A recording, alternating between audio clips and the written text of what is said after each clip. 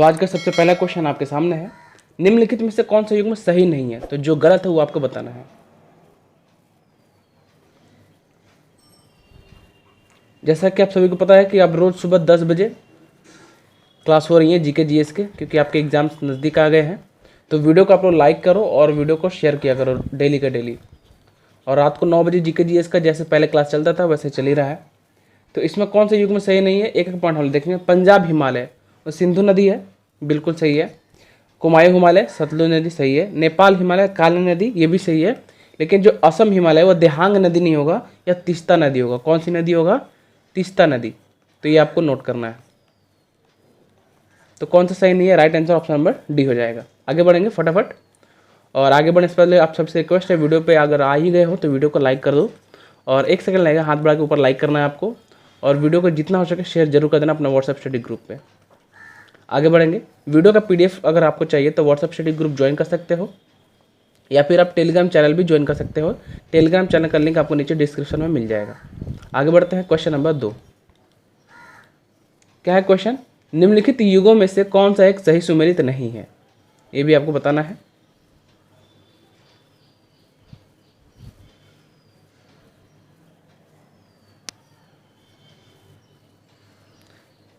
चलिए, तो सही सुमेलित ने कौन? ये देखिए, चित्रकूट जलप्रपात इंद्रावती ये भी सही है। एलिफेंटा जलप्रपात गोदावरी नदी, ये जो है गोदावरी नदी नहीं होगा। Right answer option number B हो जाएगा, ये सही नहीं है। ठीक है, बाकी सारे सही हैं यहाँ पे।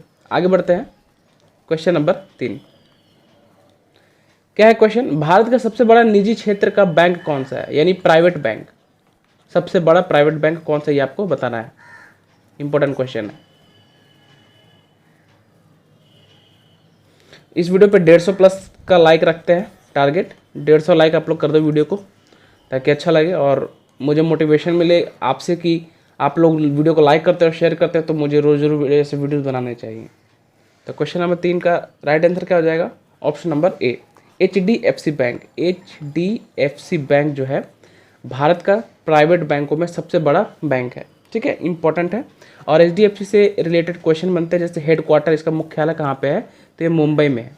HDFC का मुख्यालय मुंबई में है। और इसकी स्थापना कब की गई थी? तो इसकी स्थापना की गई थी 1994 में। ठीक है, तो आपको याद रखना पड़ेगा। बात करते हैं, अगर दूसरा सबसे बड़ा पूछता, यानी सेकंड पूछ लेता बड़ा कौन सा है, तो वो हो जाएगा एक्सिस बैंक। और तीसरा अगर पूछ लेता तीसरा सबसे बड़ा निजी बैंक कौन सा है, तो है ICICI बैंक। ICICI bank. आप दोनों आपको नीचे कमेंट करना है कि एक्सिस बैंक और ICICI की स्थापना कब की गई थी। चलो आगे बढ़ते हैं। क्वेश्चन नंबर 4 1933 में अर्थशास्त्र में माइक्रो और मैक्रो शब्द का प्रयोग सर्वप्रथम किसने किया था? इंपॉर्टेंट क्वेश्चन है।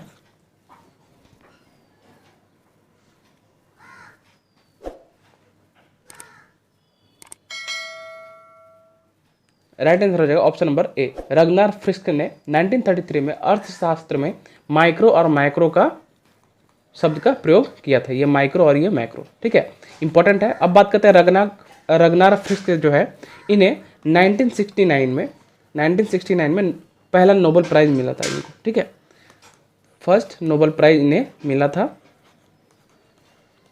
और एक क्वेश्चन पूछता है कि रगनार फ्रिस्क को किस क्षेत्र में नोबेल प्राइज दिया गया था? तो इकोनॉमिक्स के क्षेत्र में, यानी अर्थशास्त्र के क्षेत्र में इनको दिया गया था। तो ये पॉइंट इंपॉर्टेंट है, याद रखना है। जितना भी मैं एक्स्ट्रा फैक्ट यहाँ पे बताता हूँ, आपको अपने पेन और पेपर लेके इसको नोट करते रहना है।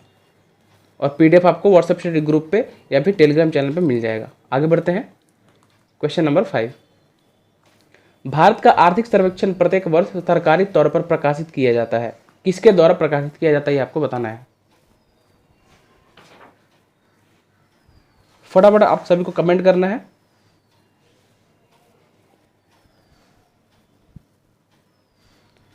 Right answer option number C, भारतीय सरकार के वित्त मंत्रालय द्वारा, यानी फाइनेंस मिनिस्ट्री द्वारा हर वर्ष पे क्या होता है? आर्थिक सर्वेक्षण प्रत्येक वर्ष तैयार किया जाता है, प्रकाशित किया जाता है। नेक्स्ट क्वेश्चन, क्वेश्चन नंबर 6 है, केंद्रीय समुद्री मत्स्यिकी अनुसंधान संस्थान कहाँ पर स्थित है? ये आपको बताना है।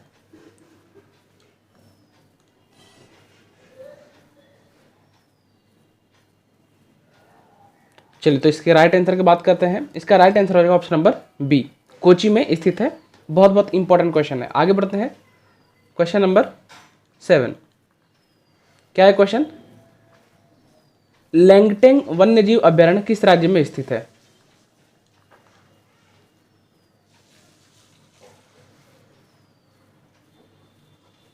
टाइम अप है। इसका राइट आंसर हो जाएगा ऑप्शन नंबर डी, मिजोरम में स्थित है लैंगटेंग वन्यजीव अभयारण्य। बहुत बहुत इंपॉर्टेंट क्वेश्चन है। अगर आप चाहोगे तो वन्यजीव अभयारण्य पे मैं आपके लिए ट्रिक वाला वीडियो बना सकता हूं जिससे आप याद कर सकते हो। तो आपको अगर आपको चाहिए तो वन्यजीव अभयारण्य नीचे कमेंट बॉक्स में टाइप कर देना। आगे बढ़ते हैं क्वेश्चन नंबर 8। क्या है क्वेश्चन? सबसे अस्थायी पारिस्थितिक तंत्र कौन सा है?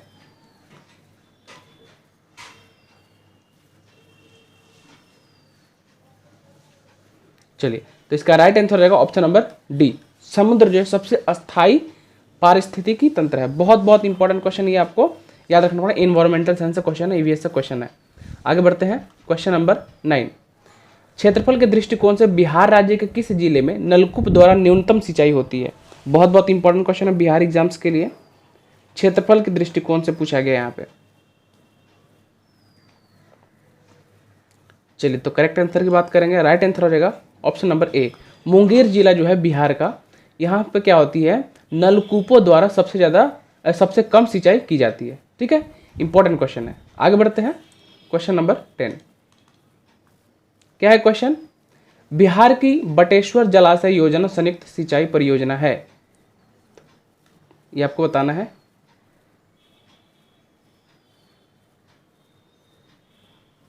चलिए, राइट आंसर हो जाएगा इसका ऑप्शन नंबर ए, झारखंड एवं बिहार की परियोजना है जलाशय, बटेश्वर जलाशय योजना संयुक्त सिंचाई परियोजना। ठीक है, इंपॉर्टेंट क्वेश्चन था। आगे बढ़ते हैं।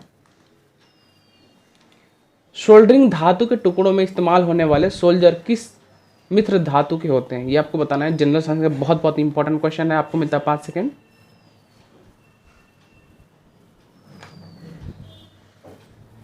चलिए, टाइम अप है। राइट आंसर हो जाएगा ऑप्शन नंबर बी, टीन और लेड। टीन और लेड, लेड यानी यहाँ पे पीबी जिसे हम बोलते हैं पारा। तो सोल्डरिंग धातु जो है इन दोनों का मिश्रण है। ठीक है, मिश्र धातु है। आगे बढ़ते हैं क्वेश्चन नंबर 12। मृदा जल तनाव को मापने के लिए निम्नलिखित में से कौन सा उपकरण उपयोग किया जाता है?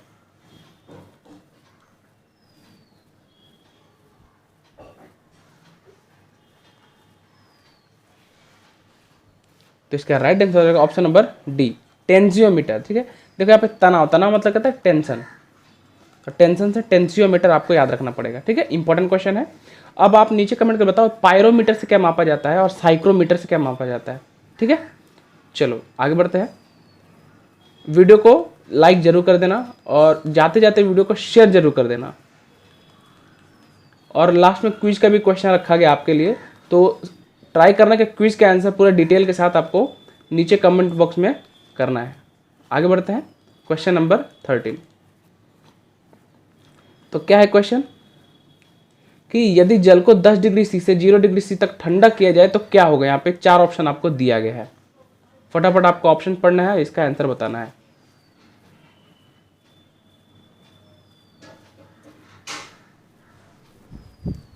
चलिए, तो इसके बारे में हम जानते हैं कि यदि जल को 10 डिग्री से 0 डिग्री सी तक अगर ठंडा किया जाए तो क्या होगा?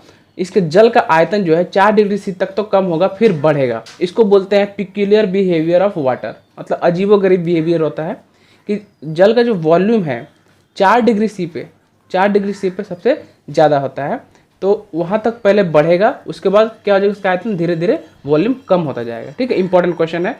आगे बढ़ते हैं क्वेश्चन नंबर 14, साइंस का इंपॉर्टेंट क्वेश्चन था। क्या है क्वेश्चन? मरुद्भिदों में लंबा मूल तंत्र होता है क्योंकि 4 ऑप्शन आपको दिया गया है। मरुद्भिदों मतलब जो पौधे मरुस्थलों में उगते हैं उनके बारे में पूछा जा रहा है। ये आपको मिलता है 5 सेकेंड।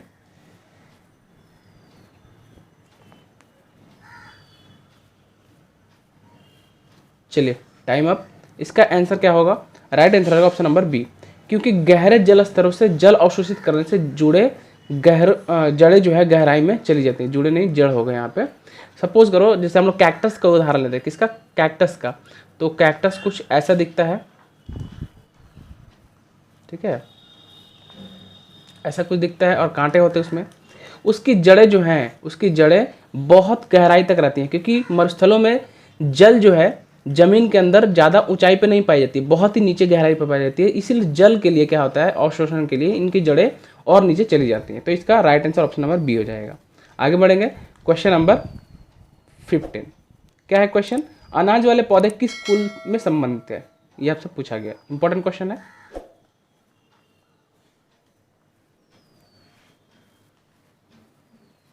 चलिए, राइट आंसर हो जाएगा ऑप्शन नंबर सी, ग्रेमिनी। तो अनाज वाले जो पौधे होते हैं, जैसे धान हो गए, गेहूं हो गए, जिसमें अनाज होते हैं, और आपका मक्का हो गया, या फिर आपके क्या हो गए, वो दाल हो गए, चना हो गया, तो ये सब क्या है, अनाज वाले पौधे किस कुल से संबंधित है, ग्रेमिनी कुल के संबंधित है। इंपॉर्टेंट क्वेश्चन है। चलो आगे बढ़ते हैं, क्वेश्चन नंबर 16। क्या है क्वेश्चन, आलू किसका संशोधित रूप है। इंपॉर्टेंट है, जनरल साइंस का इंपॉर्टेंट क्वेश्चन, सभी को पता होना चाहिए, इंपॉर्टेंट भी क्वेश्चन है। राइट आंसर है ऑप्शन नंबर डी, तना।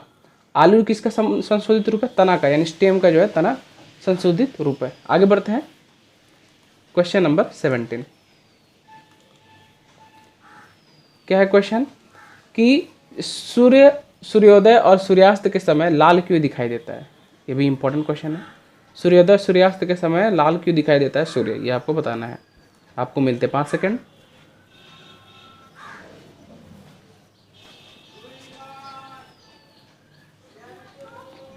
चलिए, टाइम अप है।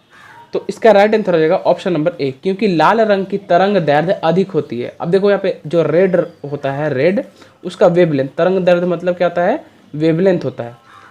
इसका वेवलेंथ सबसे ज़्यादा होता है, इसलिए सूर्य उदय और सूर्यास्त के समय काफ़ी लंबा दिखाई देता है। एक क्वेश्चन ये बनता है कि जब हम लोग सपोज करो ये प्रिज्म है, ठीक है, प्रिज्म है, और उस पर हम लोग सफ़ेद रंग ये कहते हैं फ्लो कराते हैं, तो रंग कितने भागों में व्यक्त होता है, 7 भागों में, 1 2 3 4 5 6 7, और इसी से बनता है विवग्योर, आप सभी को पता है, ठीक है, violet, indigo, blue, green, yellow, orange, red, ठीक है। अब यहाँ से ये क्वेश्चन बनता है कि सबसे ज़्यादा विचलित कौन सा रंग होता है, सबसे ज़्यादा विचलित कौन सा रंग होता है। तो आपको एक चीज़ पता होगा कि जिसका वेवलेंथ ज़्यादा होता है वह कम विचलित होता है, यानी सबसे कम विचलित कौन सा होता है, रेड होता है। तो ये क्वेश्चन एग्जाम में पूछा गया है, ये आपको बताना था, और ये इंपॉर्टेंट क्वेश्चन, ये आपको नोट करना है। सबसे कम विचलित रेड होता है, ये आपको पता होना चाहिए। आगे बढ़ेंगे, क्वेश्चन नंबर 18।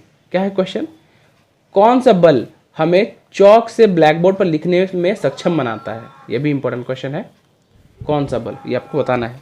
जब हम लोग चौक से ब्लैक बोर्ड पर लिखते हैं तो लिखने में कौन सा बल मदद करता है। टाइम्स अप है। क्वेश्चन नंबर है 18, राइट आंसर रहेगा ऑप्शन नंबर ए, आसंजक बल। सपोज करिए ब्लैक बोर्ड है और ये है चौक, चौक या फिर पेन जिसे हम लोग कहते हैं, ठीक है। जब हम लोग इससे लिखते हैं तो इसके ब्लैक बोर्ड के अणु यानी मॉलिक्यूल और ये पेन के मॉलिक्यूल, ये जब दोनों मिलते हैं तो इन दोनों के बीच आसंजक बल कार्य करता है, जिसकी वजह से हम लोग लिख पाते हैं, ठीक है। इंपॉर्टेंट क्वेश्चन है। आगे बढ़ेंगे, क्वेश्चन नंबर 19। क्वेश्चन को आपको अच्छे से पढ़ना है, पहले मैं इसको साइड कर देता हूँ। क्वेश्चन क्या है, वातावरण में नाइट्रोजन की प्रचुरता होने के बाद भी हम नाइट्रोजन उर्वरकों को मृदा में क्यों मिलाते हैं। इंपॉर्टेंट क्वेश्चन है। देखो, वातावरण इन्वायरमेंट में नाइट्रोजन बहुत मात्रा में पाया जाता है, लेकिन फिर भी हम लोग उर्वरकों को मृदा में क्यों मिलाते हैं, नाइट्रोजन को उर्वरकों को मृदा में क्यों मिलाते हैं, आपको बताना है। और आपके टाइम शुरू होते हैं अब, फटाफट आपको कमेंट करना है।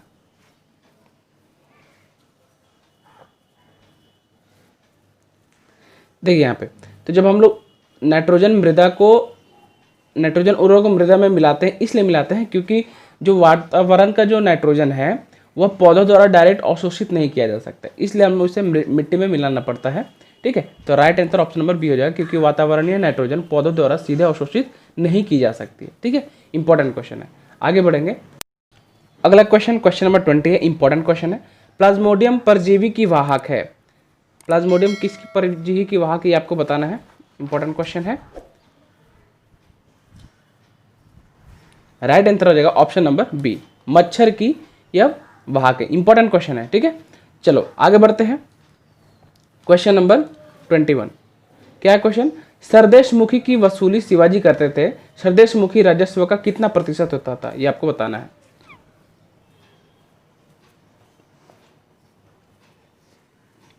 तो देखिए सरदेश मुखी जो एक प्रकार का कर होता था और इसकी वसूली कौन करता था, शिवाजी करते थे। तो इसका कितना प्रतिशत होता है ये आपको से पूछा गया। राइट आंसर हो जाएगा ऑप्शन नंबर ए, 10% होता था ये, ठीक है, राजस्व का। आगे बढ़ेंगे, क्वेश्चन नंबर 22। क्या क्वेश्चन, गंगा अवतरण का दृश्य कहां चित्रित है।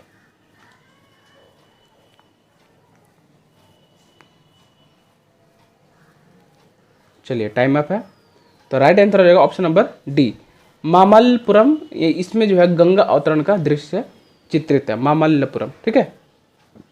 आगे बढ़ेंगे, क्वेश्चन नंबर 23। क्वेश्चन को ठीक से पढ़ना आपको।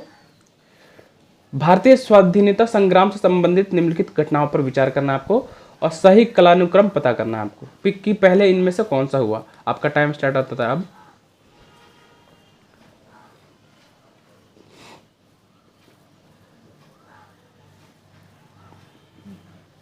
चलिए, तो इसका हम लोग सही कालानुक्रम, पहले मैं आपको आंसर बता देता हूं ताकि आपको क्लियर हो जाएगा। राइट आंसर हो जाएगा ऑप्शन नंबर डी, 1, 3, 2, 4। मतलब पहले हुआ गांधी इरविन समझौता, ये फर्स्ट हुआ। फिर भगत सिंह की फांसी हुई, सेकंड।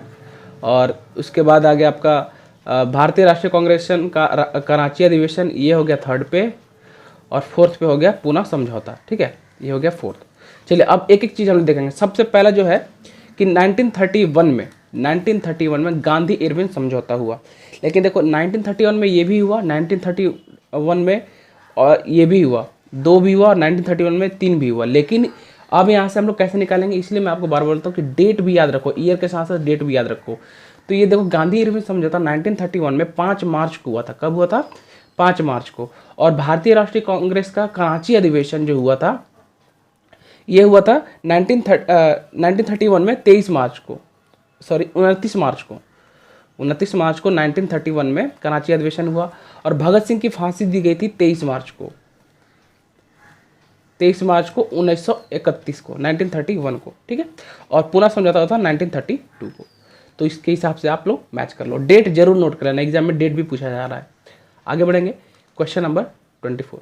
क्या है क्वेश्चन, वह कौन सा ग्रंथ है जिसमें बुद्ध की कुशीनगर की अंतिम यात्रा का वर्णन है। बहुत बहुत शानदार क्वेश्चन है हिस्ट्री का। एनर्जी लाओ थोड़ा, और सबको कमेंट करना है, अपना अपना आंसर नीचे कमेंट करना है।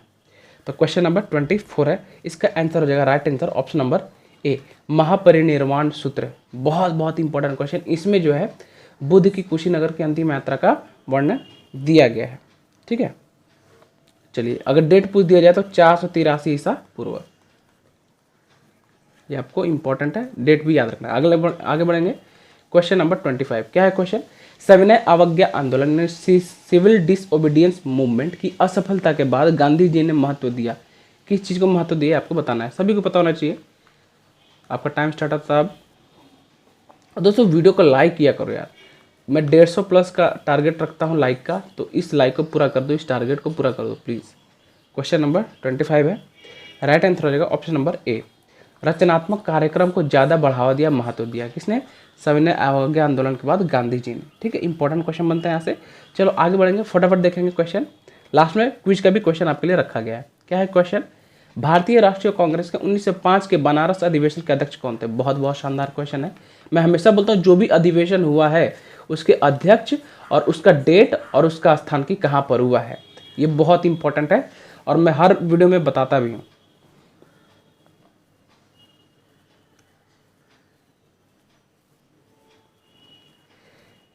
चलिए एक एक पॉइंट हम लोग देखेंगे, बाद में आंसर देंगे, ठीक है। सुरेंद्रनाथ बनर्जी, ये 1895 में कौन सा अधिवेशन हुआ था, पूना अधिवेशन हुआ था, पूना का अधिवेशन हुआ था, तो इसके अध्यक्ष थे 1895, ठीक है। इंपॉर्टेंट क्वेश्चन है।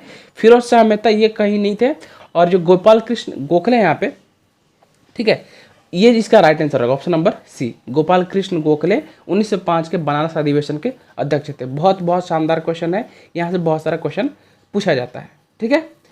चलिए आगे बढ़ेंगे,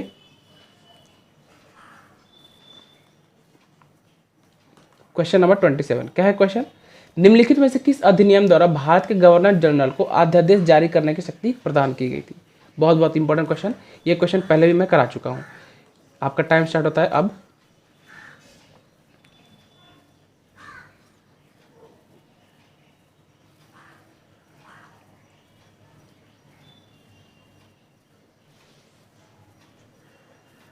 चलिए, तो टाइम अप है। इसका राइट आंसर हो जाएगा ऑप्शन नंबर बी, भारतीय परिषद अधिनियम 1861 को यह शक्ति प्रदान की गई थी।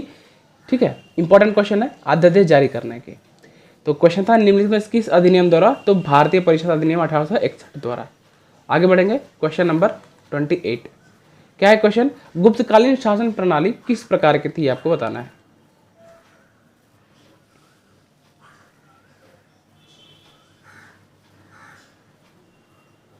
चलो, राइट आंसर हो जाएगा ऑप्शन नंबर ए, राजतंत्रात्मक प्रणाली थी गुप्तकालीन शासन प्रणाली। इंपॉर्टेंट क्वेश्चन है।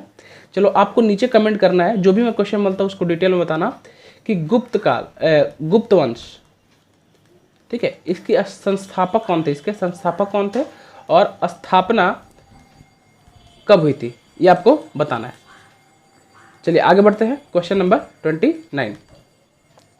चोल सम्राटों के अधीन कुर्रम क्या था, ये आपको बताना है। कुर्रम क्या था?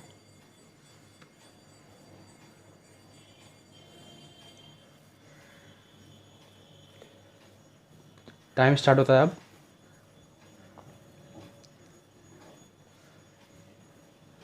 चलिए, इसका राइट आंसर हो जाएगा ऑप्शन नंबर डी, कुछ ग्रामों का समूह। देखिए, बहुत सारे उस समय चोल सम्राटों में बहुत सारे गांव होते थे, ठीक है, और जो जो गांव है उन सारे गांवों के समूह को क्या कहा जाता था? कुर्रम कहा जाता था। ठीक है, ये इंपॉर्टेंट है। अगला क्वेश्चन देखेंगे, क्वेश्चन नंबर 30 है। क्या है क्वेश्चन?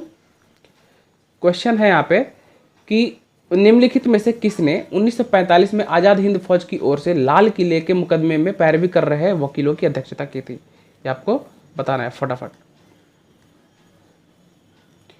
टाइम स्टार्ट होता है अब आपका।